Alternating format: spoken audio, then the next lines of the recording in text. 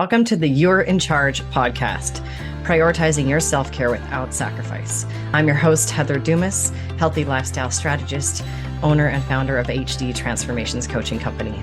I am passionate about helping you juggle all the balls and look and feel like a badass doing it. All right, I'm excited today to chat with Kim Flores. She's joining me to chat about the power of slowing down and stillness. And she is a board certified nurse practitioner and a chief holistic health expert with Sulfrosine Health. How did I say that? Sophrosiny. I knew I was going to butcher. I should have asked you. Okay. After working in healthcare for over a decade, she realized that she was not helping people get healthy. Yes. A lot of podcasts that I follow, they call it the sick care system, not the healthcare system. And she realized she was only putting Band-Aids on problems. So she started her own company, and it was to bridge the gap between healthcare and health, and by giving women the knowledge they need to make informed decisions, root cause testing, yes, and custom protocols to fit their individual needs. Okay, I'm going to let you tell us about yourself and who you are and what you do. All right. Well, my name is Kimberly Flores. I am a nurse practitioner by trade. I've been a nurse since 2009. But also outside of my career, I am a wife. I am a fur mommy to my fur baby, Samuel, who is asleep behind me. Also a competitive weightlifter. Been doing that for well over a decade. And like you said, I knew I wanted to be a nurse from the age of 8 years old. And as excited as I was to finally graduate from nursing school and then nurse practitioner school and just continue to thrive in a career that I loved, it was like this slow realization that healthcare was, in fact, sick care. And the intention of why I wanted to be a nurse and a nurse practitioner to help other people get better, I was finding almost impossible to do because of the responsibilities and all the other stuff that came with practicing as a nurse practitioner. And that's when I started burning out initially in 2020. COVID was kind of like I'm done. I cannot handle this anymore. And that's when I was like, all right, well, if I can't do what I'm passionate about and truly create effective change in people's lives, then I'm going to figure out how to do it myself. And that's exactly what I did. I think you were in good company. I know a lot of people that were in the healthcare world when that all came crashing down, and they ended up leaving because it was just too hard on everybody for a variety of reasons. But yeah, it's very frustrating to me, the way that the healthcare system is built and the way that we don't help people get healthier. We just, like you said, we put Band-Aids on problems. And it's because patenting advice about eating broccoli is not possible. You know, you can't make money by telling people to slow down or to go to the gym or whatever. And so, but you make money on writing prescriptions, and you make money on office visits and every scan known to man. Yes. I know one of my biggest pet peeves right now is, once I figured out that the drug companies are like running the world, now every time I'm watching like mainstream TV, not like streamed stuff, I get so pissed off at all the pharmaceutical ads and all the stupid jingles and all that. I'm like, ugh, it just makes me so mad. And especially when like the side effect profile is like so gently and softly spoken. And I'm Yeah, like, bro, it's like, it may kill you and it may do all these things. They say it really fast. And they Yes. do a lot of really bad things, but you know, we have people singing a jingle and dancing along instead of like addressing the problem. So Yeah. the root cause, which I love that we are in alignment with that, because I do think that obviously there is a place for a lot of our modern medicine, and I think it's done a lot of good for a lot of people, but I think also it becomes a crutch, and it becomes, you know, anyway, Absolutely. we'll get off of that soapbox for a minute. So anyway, so slowing down, we were chatting about the fact that even though both of us love to lift weights, even though both of us love to move our bodies and do all those things, we also recognize the importance of slowing down. Mhm. So tell me more about what you've learned about that. I can't say that I learned the easy way. Um, I am now coming out on the other side of full on burnout. And it's interesting, this dichotomy of being a healthcare provider, but then also having to become a patient. Yeah. And I mean, silver lining, it's helped me to really resonate and empathize with my current clients because they're all walking through something very, very similar. And what I've learned is this. If you aren't feeling well, and the number one symptom I always hear is fatigue. Hmm. Tired. I can get 8 or 9 hours of sleep. I still feel tired. I feel like I wake up and I get hit by a truck. I'm having to take afternoon naps when I didn't have to do that before.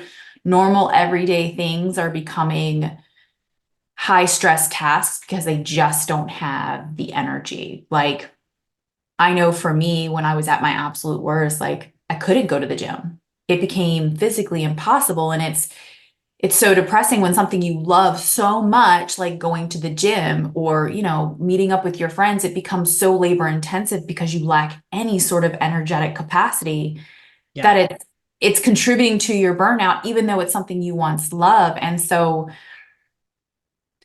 I didn't take advice. I'm going to use myself as my own case study, if you will. When I was going to the doctors and they were gaslighting me, even though and they were like, oh, it's just stress, cut back on your days at the gym, try not to take on more things than you can handle. Cause I've always been that like type A Yeah. personality. And by listening to your podcast, you seem like you're very, I very am a similar. very proud type A control freak. Yes. Yes.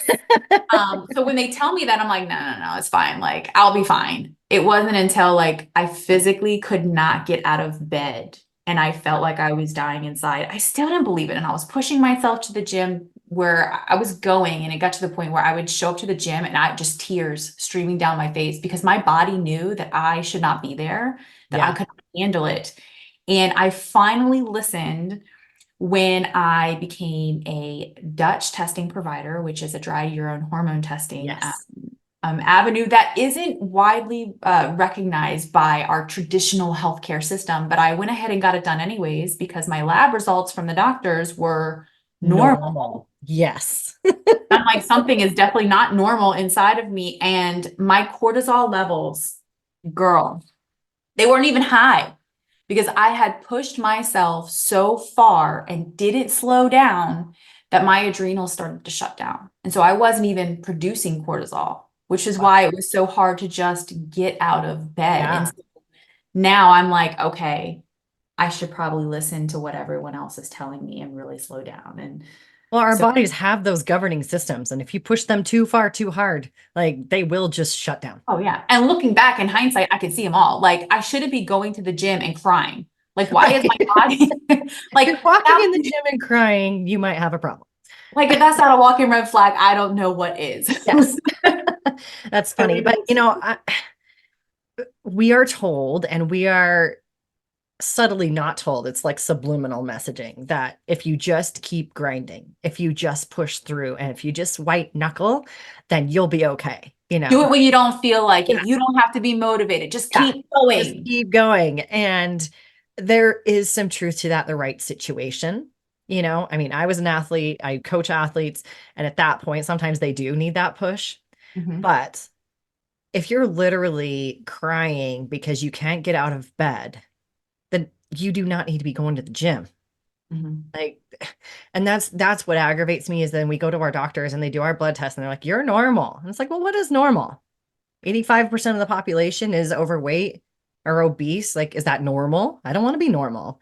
Is normal like dying of a heart attack when I'm 55? Is that normal? No, like I don't want that. Is normal getting, one of 15 different kinds of cancer, almost 90% of which are avoidable by lifestyle? I don't want that either. If that's normal, I would like to be very abnormal. Thank you very much.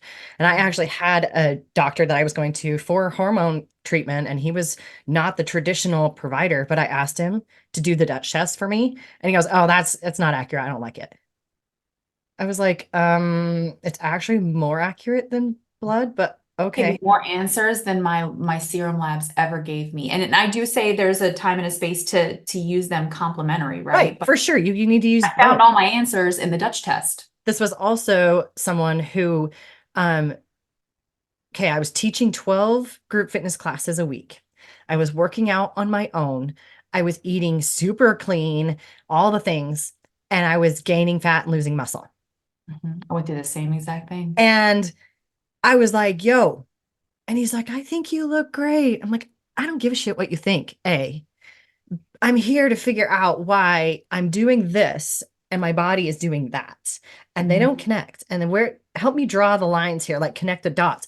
And, and then he said to me, have you ever thought that just maybe this is the way God made you? Bitch, please. I was so pissed off. I almost came across that desk and strangled him. And I was like, okay, we're out. That's all. We're done. And I went and found a female provider who was like, oh no, tell me how you feel. I don't care what the numbers say. She's like, I'll check them to make sure there's nothing like crazy. She's like, but how do you feel? And she helped me figure out the right combination of things. Plus, I went and got a food sensitivity test, which was eye-opening, um, Absolutely. and did my own research and my own like deep dives for years. We're talking like 5 years worth of. I probably did enough research. I should have a degree behind my name, but but and I finally now I'm like, now I go in and I'm like, what about this? What about that? And she's great. She's like, what would you like me to test for you today? And then she sends me the results and she's like, call me and let me know if you have questions. Cause she knows I've done such a deep dive. Like, I'm like, oh, that number, that's good. That's good. That's good. And it's amazing. But you have to find someone who's willing to have that conversation with you, Yeah. and for me, it was cutting back. It was not doing 12 group fitness classes a week plus my own workouts. It was actually dropping those classes and Uh-huh. maybe taking a day off and doing, God forbid, yoga instead of, hit training. Yeah. So, No, I agree. And it blows me away how similar our stories are, which is just even more confirmation that I have done all the right things. And when I finally found the doctor to review the Dutch test for me, and she started going through all my results and she kind of looks at me, she's like, what has happened these past couple years to you? And I kind of told her, and it was just a combination of, yeah, being a competitive Olympic weightlifter, not just doing it as a hobby, but training competitively is a stressor, right? It's for a good, sure. but it's a stress nonetheless. 2-hour workouts, 5 to 6 days a week. It's like a full-time job. So that was one thing, but I had also gotten burned out as a nurse practitioner. So I left my career, the only career I've ever known, and started a business at the same time. And I got married and I moved to a new state Oh, all good in Lord. the same month. No wonder And your that's body kind was of what like, triggered. stop the madness. We're just going to shut down and we're going to go hide in a corner because this is way too much. But my internal type A personality, this constant need to produce, which now, after therapy and lots of deep reflection of, questioning why do I feel like my worth is based on productivity, to have a doctor, Mhm, finally a physician look me in the eyes and say, I need you to slow down. mhm. You are worthy, even if you don't compete anymore, even if you do cut back hours. And I was like, the the healing that comes from a medical professional to just validate you, Yeah, yeah, that in itself helped me heal. And that is when I truly started to cut back yeah, and get better. yeah. And it's frustrating. And that's why I do this. And I'm sure why you do what you do is to get this information out there so Mhm. that women don't have to spend. I mean, it took me 5.5-ish years of really focusing on, okay, what do I need? What makes my body tick? What do I not need? And my life now compared to where it was 7 years ago when I started this journey. I mean, honestly, it's been a lot longer than that, but professionally is completely different. It's completely different. I walk. I walk like 3 miles a day. And I was like, only old ladies walk and they walk I around said the the block. same thing. I was like, this is so boring. Why am I doing this? This is This is all my body so, can handle right now. but it literally changed my life. Mhm. Like I used to have psoas pain like you wouldn't believe. And for those who don't know, it's this annoying little triangle shaped muscle deep inside that connects to your pelvis and your femur. And it gives you the worst low back pain ever. And I thought I had back problems.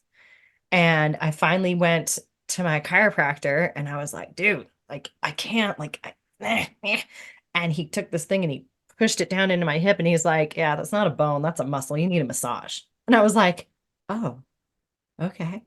And after 3 months of torturous massage, this was not the good, like, spa kind of massage. This was like, get in there and make me cry kind of The massage. therapeutic one that doesn't Yeah. feel good. Then it released, but then it would tighten up again. Well, I start walking and it goes away completely. Who would I have thunk? texted him and I was like, who knew walking would fix all my problems? I don't need hours of massage. I don't need like all this stuff. I just need to go for a freaking walk. Like, are you serious? But that's what it was, and it was figuring out my hormones and it was figuring out what foods my body likes and what it doesn't, and figuring out that, HIIT training and weight training and spin class and all the things I was teaching were benefiting everyone but me. Yeah. My people loved me, but my body hated me. So, Yeah. And I think as we get older, I think I fought for so long that just because I'm aging doesn't mean I have to be less active, doesn't mean I have to give up the things that I love, right. lifting, hiking, doing all the active things. But there needs to be a recognition of, as we do age, what serves our body is going to look different. I Yeah. never thought that I'd be like one of those people out for my daily walks. And now here I am at first because it was all I could do. And now I'm like, I realized like, even when I was training for 2 hours a day, I was coming home the rest of the day and I was sitting on my butt. Like I Right. worked at a computer. I was so inactive outside Right. of the gym. So now every couple of hours, I'm going for a walk. I have a tracker to make sure I'm hitting at least 10,000 steps a day. That's allowing me to get more sunshine, more fresh air. I make sure I walk through some of the greenery trails here. And it's completely changed the way not only I move my body, but how I can handle stress throughout the day because I'm taking periodic breaks to get away from the computer screen. So it all has Right. kind of come full circle. I was Yeah. fighting the stillness, but now, like, I'm okay. No, I don't need to be super sore and sweaty to get a good workout in. Yeah. And that's a mind fuck for me. Like, I still struggle with it. So I go and I do my yoga in a sauna so that I can like mentally be okay with it. Get Because your heart rate up just a little bit more. just a little bit. I just need a little sweat. It's definitely like a mental issue. But Mhm. the walking, honestly, like I started it because my dog, he wasn't here. Took him to the vet and she was like, he's a little too fluffy. And I was like, oh, I like it. And she's like, no. And so we had to start our daily walks. And I did it for him, but it ended up really benefiting me. And so then I would drop him off at home and keep going. Yeah. And that was a game changer and really like backing off on the high intensity intervals. And I still do them. I just don't do them as much. Yeah. And I listen to my body. And if I'm tired, I don't go push through that intense workout. I go and dial it back. I go Yeah. and do some, more reps and less weight. Or, like today, no, yesterday, I text my husband from the gym and I was like, zero motivation. I was like staring at the weights and I was like, okay, come on, lift them. And I just wasn't into it. I just was not feeling it. And I was like, okay, you know what? It's just not a good day for this. So I'm going to do something, but I'm going to be okay with the fact that I didn't do the full plan. Right. Yeah. And I think it's really giving yourself that grace of it's okay. Like, Mhm. are you quitting because you don't feel like it every day? No, that's an issue. Can't Yeah. you got to push through sometimes. But when you're literally too tired or you've got too much on your mind, it, Mhm. it will work against you. And that's what I was going through. I was stressing myself out like you were, mentally, physically, emotionally, and on top of it, eating foods that were inflammatory, aka stress. And so my body was like, we don't need muscle here. We need fat. We're going to hold on to that. We're going to like pack it on because we don't know what's happening, but Dude, tigers are chasing us. I gained like 20 pounds without changing, this was before I even stopped weightlifting. I gained like 20 pounds in a matter of 6 months or so. And I was getting periodic DEXA scans because I'm a competitor and Right. I want to see that what I'm doing is working. Yeah. And in a span of 6 months, I had lost over 11 pounds of muscle mass. And when I present this to a doctor, they Oh, don't even know what to do with it. And they're like, what do you mean you got a DEXA scan? Because when they think DEXA scan, they're thinking about like bone density. I'm like, right. no, I have a DEXA scan to monitor my muscle mass. And Right. so when I told her I lost all this muscle mass, it was almost like it couldn't penetrate her thought process. She just like glazed eyes over and she's like, I just think you're really, really stressed. And maybe this is early perimenopause. I'm like, bro, I'm 35 years old. It's How early is not perimenopause? And I'm a nurse practitioner. I'm like, okay, so my mom went into menopause starting at 50, and you usually hit menopause around the time your mother did. And I know that the food in America sucks and we have so many environmental toxins. And I know that, things are getting worse and but worse. not And 15 years worth. I'm like, that's your only answer for what I'm going through. And I was losing my hair. She was like, yep, that's stress. Check my thyroid. It was normal, which was not my normal. It was their normal, which is Right. very abnormal for me, like you said earlier. It's Well, like and it's that's really gotta find important the to right know that your person. what your normal is. And that's what I figured out. I figured out that I run much better on higher testosterone than most women. And when I was started HRT, I was pretty high, and then this dude jacked me clear up because that's what he was crazy. But anyway, this other dude took me clear back down, and he's like, "No, you're way too high." And I was like, "Okay, I mean, I'm willing to experiment, but to a certain point." I'm like, "But you can't like roll me back too far back." And then he would check my numbers. He's like, "Oh, you must feel crazy." And I'm like, "No, I don't. I don't feel crazy. And in fact, I don't feel great." And he's like, well, Yeah, you must. The numbers say. I'm like, no. And then when my current provider, she's like, how do you feel at this number? How do you feel at that number? And we would play with it. right. And she's Mhm. like, how's your energy? How's your this? And she's checking my platelets to make sure that I don't have any, bad side effects or whatever. But everyone's so afraid to go outside what is normal when Yes. normal isn't healthy. Normal Mhm. is not, it's killing us. There's like more hospitals going up every day. Why is that?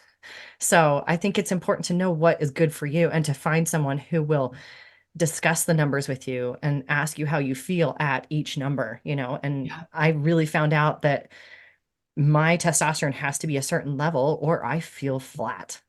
I Yeah. don't have energy. I don't have strength, but I also swung the bar too far the other way and I was like batshit crazy. So, there is a definitely a pendulum effect. But I Right. started losing my hair too. Like 6 months ago, I like looked in the mirror and I was like, what's going on here? And figured out that, there were some different things I was doing that I was like, oh, maybe that's it. I shouldn't mess with that. So, too much is too much. That I feel like that's one of the biggest differences among many things, but one of the most important differences between like a traditional healthcare provider and one that's coming from a functional health background is they have a lot more confidence in treating the patient and not the numbers. Right. Like obviously you don't want to be like too far swayed into the Right. extremes of too low or too high, but like you said, like having that line of communication and trust with your patient client, whatever you want to Yeah. call them, and hearing and listening. How do you feel? How many providers actually ask that question? And Yeah. if they do, are they actually listening and do they really, really care? No. And most of them don't have the time. Like they're not allowed to have to spend the time. It's like check, check, check, check, check. Are you alive? Cool. Any like red flags? Okay, cool. And that's it. I Yeah. mean, that's the simplest things, like even if you're not talking about like medical intervention. Like I had a recent client who she had insane menstrual issues, insane. Like her periods would like take her down. She was not sleeping. She had crazy leg cramps, all kinds of stuff. I was like, okay, vitamin D, magnesium, some Yes. B complex in the morning or during the day, game changer for her. He Mhm. was like, I feel like a completely different person.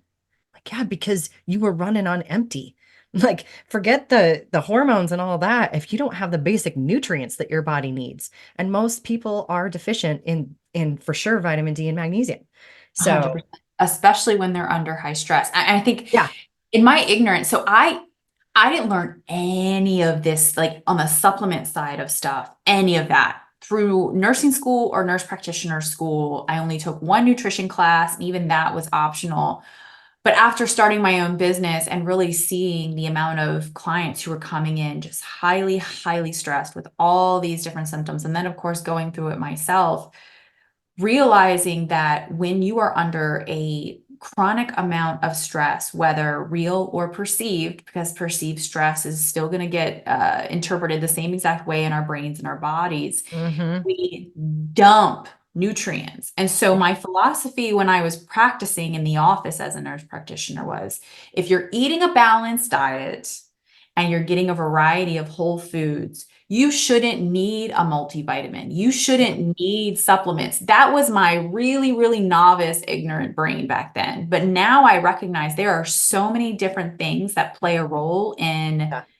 even if we're eating the right foods, the right time, there are so many things that affect the absorption. I just posted a piece of content today about slowing down, eating undistracted, and that affects the absorption Yeah. of contents of the food that we're eating. So even if you're eating the right things, you may still need to supplement with Yeah. things like vitamin D and Yep. magnesium, and will completely change the game for you. Yep. Completely. Yep. Yeah, it's amazing. It's amazing. So tell everybody more how you help people. What do you specifically do? How can they get in touch with you? All those things.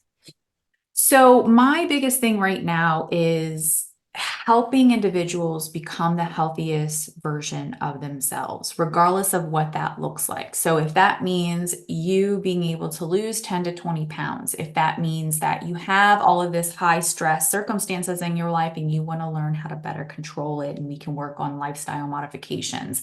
Now that I'm incorporating Dutch testing, I do utilize that because that's a lot of really good data that I can That's good utilize data. to Yeah. create these customized plans. And the other side of it is also individuals with chronic health conditions. I act as that mediator between them and their healthcare provider because a lot of times, and I say this coming from my background where a client or a patient would do their own research and they would come at me and be like, well, I think it's this, this, and this, and I want to do this, this, and this. And there is such a level of pride and ego in the healthcare system when you go to the provider. They're the end all, know all, and that's just not the case. And so with me having my credentials and working one-on-one with the client, I can propose a plan and I say, okay, now I want you to take this to your doctor and have that conversation. They can look me up, they can Google me. I have the board certification, I have the license verification, and then it gives them a little bit more trust in their patient. And it's sad that it has to be that way, It is sad, but it's but it awesome. has You need an radically advocate. Yeah. changed people's lives just by helping advocate for them and with them. Yeah. I love that. I love that. And that was a big part of my journey was, once I figured out, okay, this is the kind of food that I need and all that, then it was, like I said, it was having someone that I can have a conversation with that can actually just like validate my own research, Mhm. because I have gone down those rabbit holes and I did out of desperation. And I think so many people do, whether it's dealing with an autoimmune thing or whatever. Um, if you're not willing to accept it, I wish that we could get more people to not just accept a diagnosis as like, this is just what I am. I just have PCOS. No, you Yeah. don't. You're dealing with it, but it's something that you can not have to deal with forever, if you make certain changes. Or, I have an autoimmune disease. Well, those can come and go. We can do some things to like either make it less miserable or make it go away entirely. Maybe it's triggered by something you're doing, and I think there's a lot of conversation out there that it's just this was, and now it's obesity. Obesity is a disease. Okay, great. Now everyone just thinks that they're destined to be obese. Mhm. Instead of saying, hey, this is what I'm dealing with, is the condition I have right now. What can I do about it? And those that are willing to go on those rabbit holes and do their own research, and then they go and talk to their doctor, and like you said, they just get shut down. It's really defeating. It's really frustrating, not to Mhm. mention time consuming.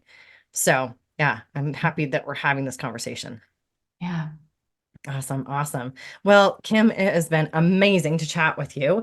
Where's the best place for people to find you? Social media, Instagram? Media, Instagram, my handle is Sophrosny Health _coaching. That is SOPHROSYNE _health coaching. I also have a website where you can ask for more information at sophrosnyhealthcoaching.com. And I'm also on TikTok. It's kim.flores.87. All right. Well, I am not on TikTok, but we'll find you in I all just the other. started. It's okay. I'm like, I can't. It's just too much for me. It's too much, but I love it. Awesome. Well, this has been super fun. I hope people will connect with you, and I hope they'll reach out with questions. And thanks for having this conversation. Yeah. Thank you so much. Have a great day, Heather. Thank you so much for joining me today. Remember, you're in charge. You're the only one who can create the life and the body you desire. You and only you. I'm here to guide you. I'm here to cheer you on and occasionally to give you the kick in the ass you need to make it happen. But at the end of the day, it's up to you. If you found value in today's episode, please hit subscribe. It'll bring all the newest episodes to the top of your list. You won't have to worry about it. One less thing. And I would love for you to share it with your most stressed out, frazzled friend. She needs it even more than you do. If you have a question or a topic that you'd like me to cover, reach out, shoot me a message on any of the socials or directly on my website. I would love to hear your idea, your question, and I'm always looking for new ones. Until next time, keep being the badass you are, and remember, you are in charge.